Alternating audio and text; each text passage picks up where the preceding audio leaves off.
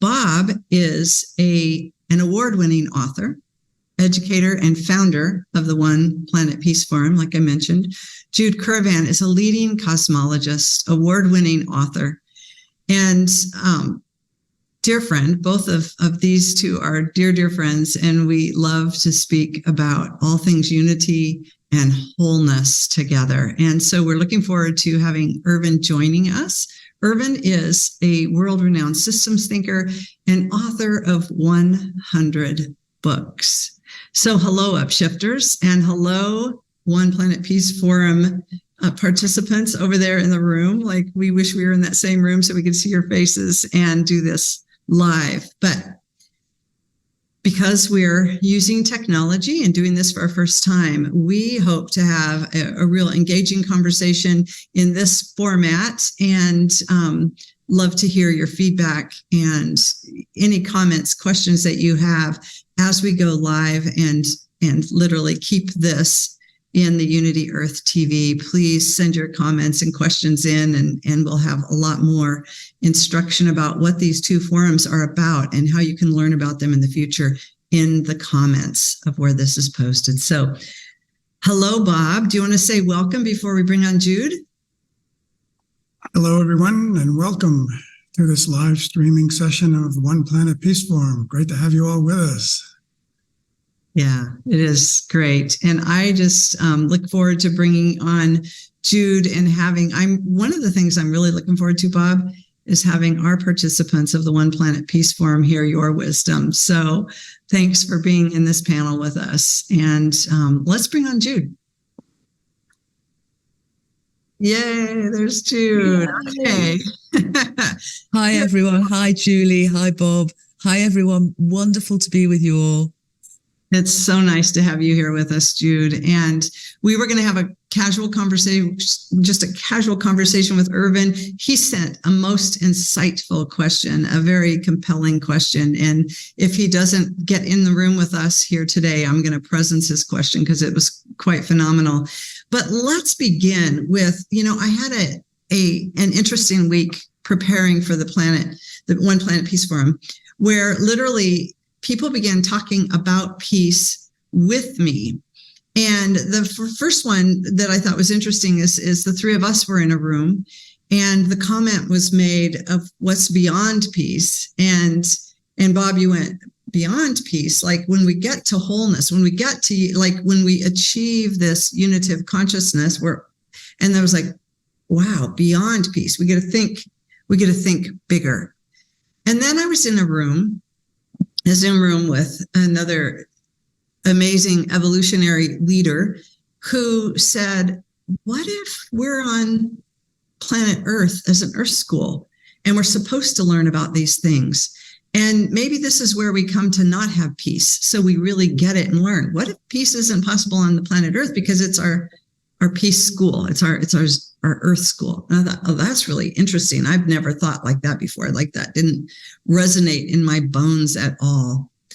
And then there was this third one about what's beyond our efforts to create peace. And this was kind of where Irvin was coming in with us of asking us to address that. So I just want to begin our conversation, Jude and Bob, and have you both jump in. You both were contributors in Irvin's new book. Bob has it there with him, The Upshift, coming out real soon. Light on Light Press is publishing that. And you both did a chapter. Thanks. There's the Great Upshift book. And there's some themes that I read and I hear when I read Bob's chapter, Jude's chapter, and Irvin's summary. And there's three themes that I want us to just kind of muse on for a minute. The first one being, what if unity is indeed our existential reality? How does that change everything? And Jude, I'm going to let you start with this one. We began talking about that this morning, that unity is the existential reality under everything. And how does that change everything? So Jude, give us a little bit of your expertise on unity and wholeness.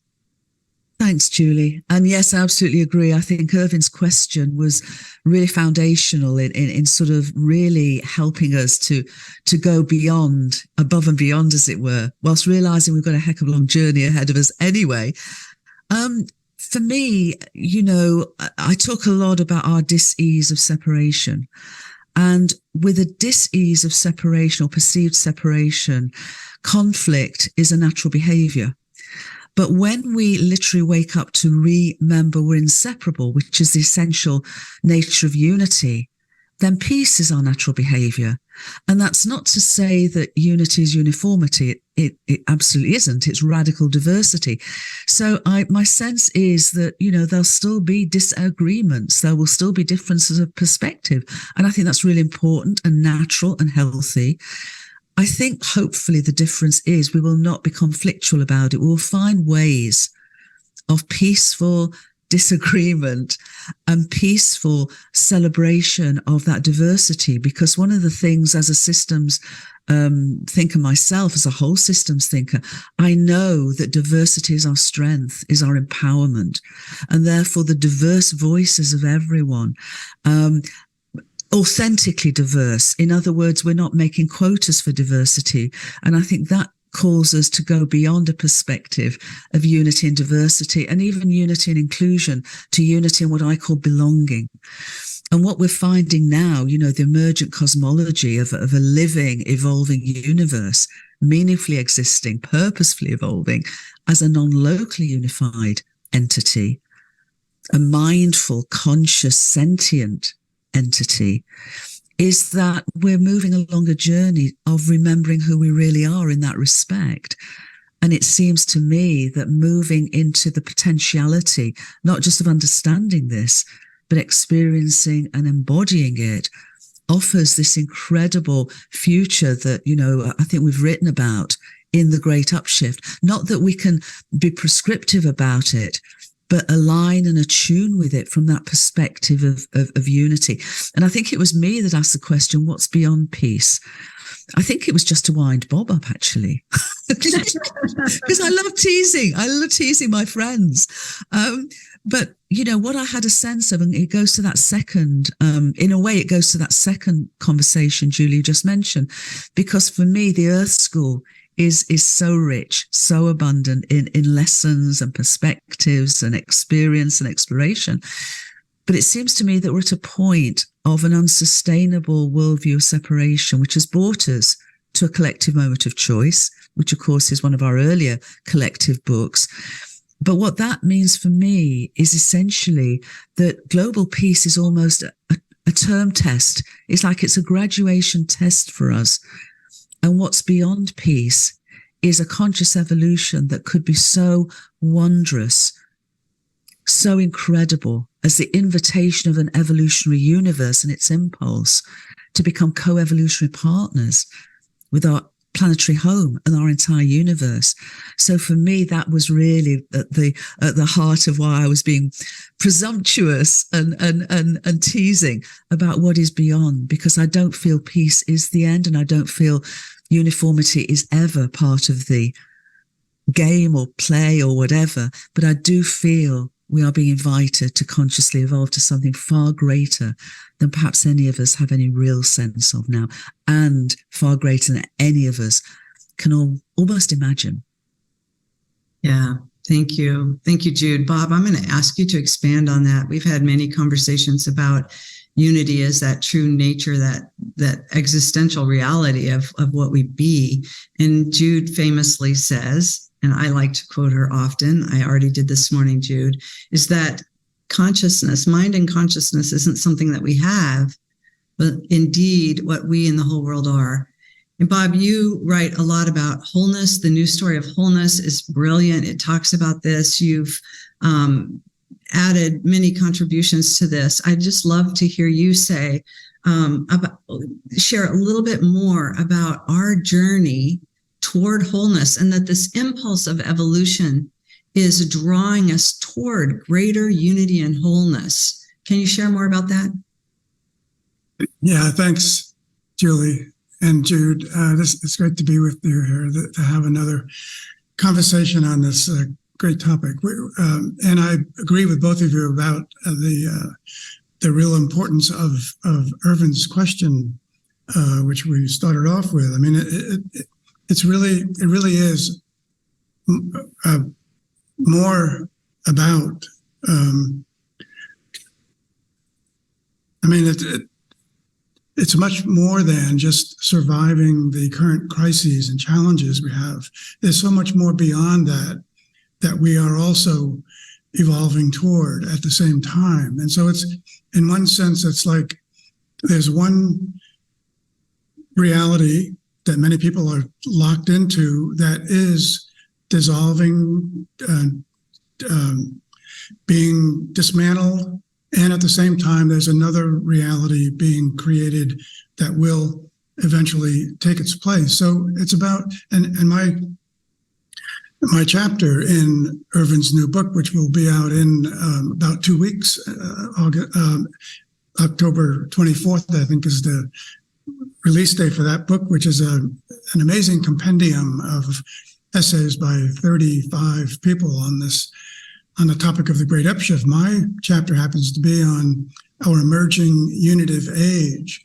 And one of the things I try to make a little clearer in that is that is a concept that involves a huge leap of consciousness. And at the same time, it really depends upon us all collectively achieving and maintaining harmony and unity in all of our endeavors.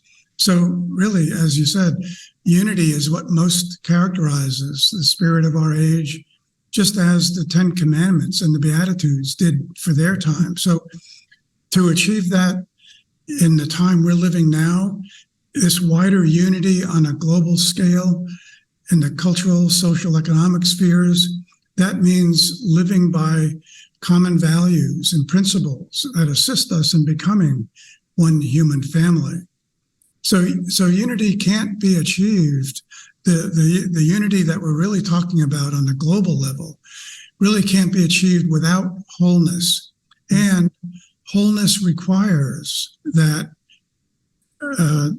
another thing that we've been talking about so far this weekend too. Wholeness requires equality between women and men, balance between wealth and poverty, freedom from all forms of prejudice, harmony between science and spirituality, and protecting nature as a divine trust.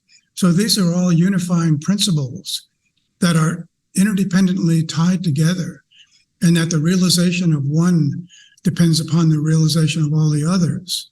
So each one is also a prerequisite for fulfilling what really is an age-old vision of peace on earth. And the good news is that, and I think what gives me and a lot of others hope for the future, is that when we understand the nature of consciousness and also the nature of evolution, and we put those principles together, what we end up is with the realization that consciousness evolves toward unity and wholeness. This is where humanity has been moving toward forever, and it's a long journey, as I mentioned, that includes all those stepping stones. But that's humanity's spiritual evolution. It's directed toward unity, and unity of purpose is central to the evolutionary impulse. So humanity as a whole will reach its apex of consciousness when we collectively reflect on the perfect harmony, unity, and wholeness that already exists in all the diversity of creation. It's already there. We just have to see it and align with it in all of our endeavors. So unity is necessary for maintaining the wholeness and motion of all things that are. And this knowledge of a hidden thread of wholeness, connecting, supporting, and uniting all things in existence, is at the mystic heart of all sacred traditions. And it's now also the leading edge of scientific understanding. So this is what we're here for this weekend at One Planet Peace Forum, is to understand that our task, our collective individual task, is unitive action toward wholeness in motion, and that will ensure as much as possible, as much as anything, a gentle path to peace on earth. Without that, we can't say that the path to peace is going to be gentle. But with unity and expanding it on all those levels, and through all those principles that are interdependent, interconnected upon each other, our path to peace on earth will be gentler. I love, one of my mentors always used to say, Barbara Marx Hubbard always used to say, let's gentle the birth. What can we do to gentle this birth? And we've been talking about that this morning at the One Planet Peace Forum, of hospicing the old as it's dying, and midwifing this new. I'm going to just quote the imperative from Irvin at the end of this book of what he's inviting us into. And then I'm going to reframe us into his question, because I think it's a real good, juicy place for us to just spend some time before we have to close today. Irvin wrote, "The upshifted mindset of a small group of awakened people can spread and generate a growing wave of change that would constitute a new path for the evolution of humankind on this planet." I really appreciated that quote. And he's, we're zooming in, we're streaming into the Upshift Forum, and they're talking about the same thing, of this imperative of upshift. So Irvin asked us a question that I want to just rephrase it, that I think is essential. And Bob, you just mentioned that the science is now showing us this unitive reality, that is the true nature of our existence. And we've had the spiritual wisdom keepers sharing this for thousands of years on this planet. And then we have our lived experience, whether that means we've had oneness experiences, whether we've had other kinds of mystical, transpersonal, whatever kind of experience that gives us that lived experience. In meditation, we have some meditators in the room. So that lived experience kind of rounds that out. I see them as these three circles, right? But in the center, I want to bring back Jude's quote of that we are consciousness. And we had a session this morning, Jude, talking about being the differentiated expressions of consciousness, and that's who we be. So if we are that, it goes right to what you were saying, Bob, the heart, the intuition. We have a knowing, and we embody that evolutionary impulse because we are that, right? So as we're guided by that evolutionary impulse toward greater wholeness and unity, we feel it. We just have this knowing, this gnosis, Gnosis. We have that intuitive knowing. And that's what Irvin asked the three of us to respond to, is if we tuned into that intuitive knowing, what do we believe about getting through this rocky road that we've already talked about to the other side of it? And what's beyond that? What's beyond the crisis that we're in as we all upshift? So I'm going to turn that over to you both. We have about 15, 16 more minutes to really muse into this. What does your intuition say? Your knowing, your heart. And yes, we've got the science and we've got the spiritual wisdom. We have our lived experience. Feel free to draw from any of them. But holistically, when we do, we can't ignore that intuitive space that we all have access to. So, Jude, do you want to begin? Yeah, it's a fabulous question. And Julie, you expounded on it beautifully. I came back from London earlier today, literally just in time for this, where I was presenting to an in-person gathering of about 1,000 people. And these conversations are, of course, incredibly present, wherever we are, and very timely. And I think they're timely because not just my intuition, but everything is saying to me that this is the time and we are the change that we've been waiting for. But it's much more than that. Because what I was saying earlier, and what I say a lot, is that our universe doesn't just meaningfully exist and purposefully evolve as a living and loving sentient entity, unified entity, but it exists to evolve. It actually embodies an innate evolutionary impulse from its initial simplicity to ever greater levels of complexity and self-awareness. So it does so knowing itself through this whole journey of emergence and evolution and individuated self-awareness. So my sense is there are three aspects that I feel, and one of those is absolutely the intuitive. But I talk about the three ways in universal wisdom teachings to this deeper understanding of wholeness. One is the way of the sage, the way of the mind, the way of the understanding. One is the way of the shaman, the way of the heart, the way of the experiencing. And the other is the way of the seer, of the will, of the purpose, of the essential intuiting, of the gnosis and of revelation. And so it seems to me that all these three paths are now being co-woven into an integrated perspective. So the understanding's coming with this emergent cosmology and the evidence, the scientific evidence at all scales, and many, different fields of study of all of this unity.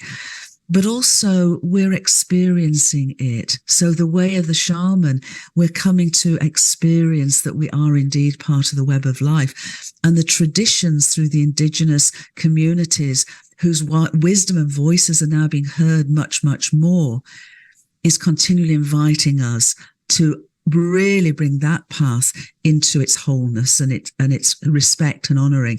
And then the third one is this whole emergent understanding of a mindful, multidimensional reality, is that we are superheroes. We have superpowers because supernormal attributes and phenomena are our natural way of being. And intuition is probably our most foundational superpower in that regard.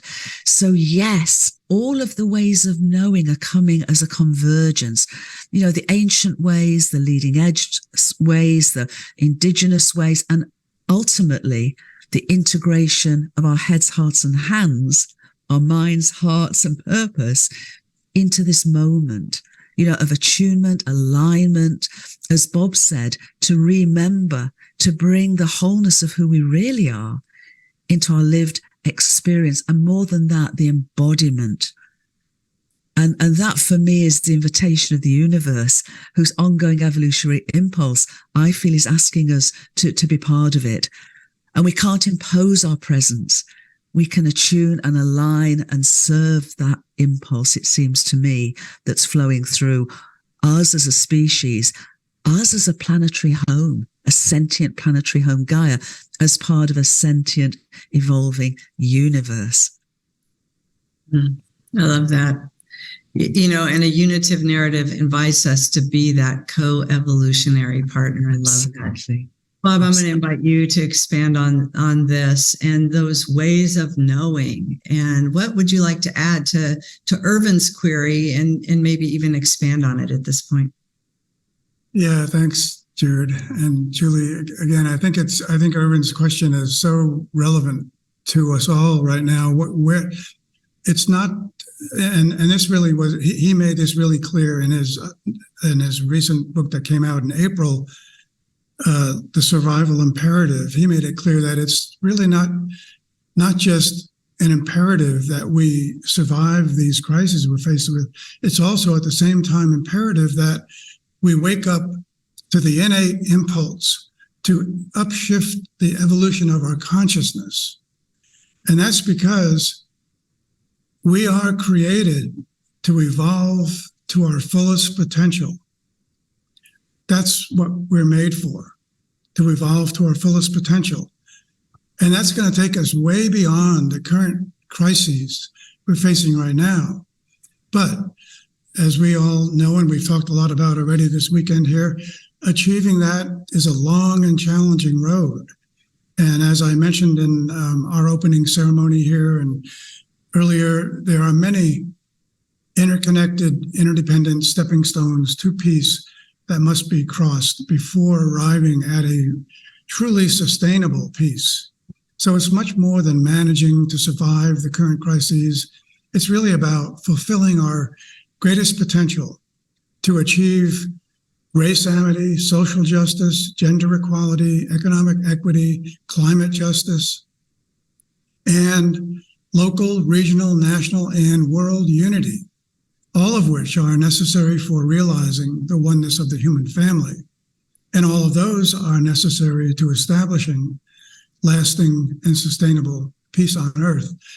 And I think Archbishop Desmond Tutu said it perfectly when he said, God holds out an invitation to us, an invitation to wholeness that leads to flourishing for all of us.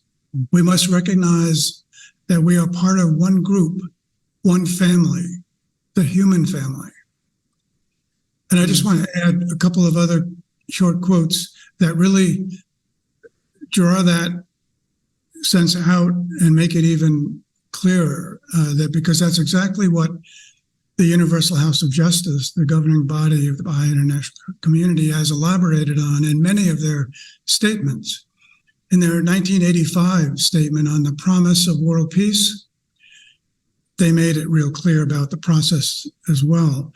They said, the great peace toward which people of goodwill throughout the centuries have inclined their hearts, of which seers and poets for countless generations have expressed their vision, and for which from age to age the sacred scriptures of mankind have constantly held the promise, is now at long last within the reach of the nations. World peace is not only possible, but inevitable.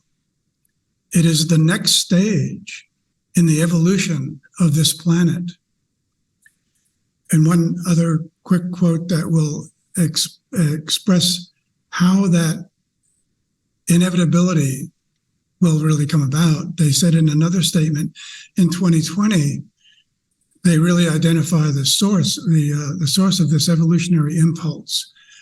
They said, ultimately, the power to transform the world is affected by love. Love originating from the relationship with the divine, love ablaze among members of a community, love extended without restriction to every human being.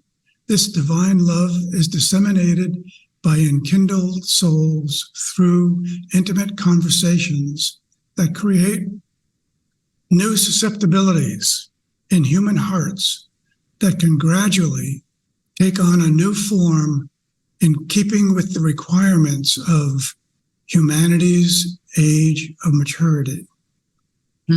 So universal peace is the destination toward which humanity has been evolving throughout the ages for a very long time. And what may be most important to remember, again, is that there are sacred forces guiding the evolution of the universe itself and all things in it, and therefore our consciousness as well. The evolution of consciousness is what will lead us to to recognize that all things are realized through one power animating all things, and that all things are the manifestation of its energy and bounty. Oh, there's so many threads here that I want to pull on, and we have about 6 minutes before we wrap this. So I do want to pull on one thread. Bob, that was beautiful. And you just barely touched on something. So here's what I want to presence for us. When I think of the upshift, I think about the innate capacities that already exist within us that we haven't turned on, and those new evolutionary capacities that are coming in for the human species. And I was talking with someone earlier today on break after one of our sessions who said, yes, creating a new world seems like such a big daunting task, and yet it can happen like that. We watched the Berlin Wall come down like that. So I just want to presence this idea that the new world can be in we are in co-evolutionary partnership with that divine force that you're talking about, Bob, that designing intelligence of the universe that's really moving us toward greater wholeness and unity. And at the same time, because we've been in separation consciousness in this delusion that Einstein calls it the delusion of separation and not the illusion, we've seen ourselves as separate. And so in that worldview, in that mindset, we haven't even tapped our human potential. We're not even there yet. So we've got innate capacities that are turning on right now. We're watching it happen all over, and future evolutionary capacities that are coming in. I wonder if either of you could take a few minutes and maybe muse on that with me of what might we see with some of our innate capacities and how we work as a collective, that when the worldview shifts and things begin to happen, we're moving more into cooperative communities and collaboration. And yet that intuition that Irvin is calling forward in us hasn't even been turned to max dial yet. So Jude, you want to begin? Thanks, Julian. That was beautiful, Bob. Thank you for that. I think we've really got to expand our perception to realize we're not just talking about humanity here, or human consciousness, or human evolutionary potential. And what the emergent perspective is of unity is multidimensional, and where everything is mindful. So the whole universe is wholeness in motion, is wholeness in evolutionary emergence. And we're part of that. We're on the bow wave of it. And that is not to say that our role here is not significant. It is. It seems to me that it is incredibly significant that we're here and now, literally waking up to remember we're inseparable. But we're not just inseparable from each other. We're inseparable from our planetary home Gaia. We're inseparable from all of the multidimensional realms of intelligence and causation and loving benevolence that is our entire universe. So it seems to me, I mentioned supernormal attributes earlier on, and supernormal phenomena such as intuition is a great one. The way showers that are synchronicities are another. Neither of them violate this new understanding of reality. They're just additional expansionary aspects of its innate awareness and consciousness. And yet we, as you say, we've hardly turned the dial on any of those. But not only that, the indigenous wisdom has recognized this web of life, this multidimensional web of life. When we start to naturalize the communications that are naturally open to us, if we have ears to hear and eyes to see and hearts as well as minds open, it seems to me we have the most extraordinarily wonderful wisdom, non-human genius and wisdom available to us to guide us. We can be students of Gaia. We've tried to impose our will on our planetary home because we've seen it as just environmental background. And as a result, we've come to this existential polycrisis in every level. But when we wake up to remember that we can communicate with the Gaia sphere, the rocks, the minerals, the atmosphere, the hydrosphere, the multidimensional intelligence of our planetary home, that transforms everything.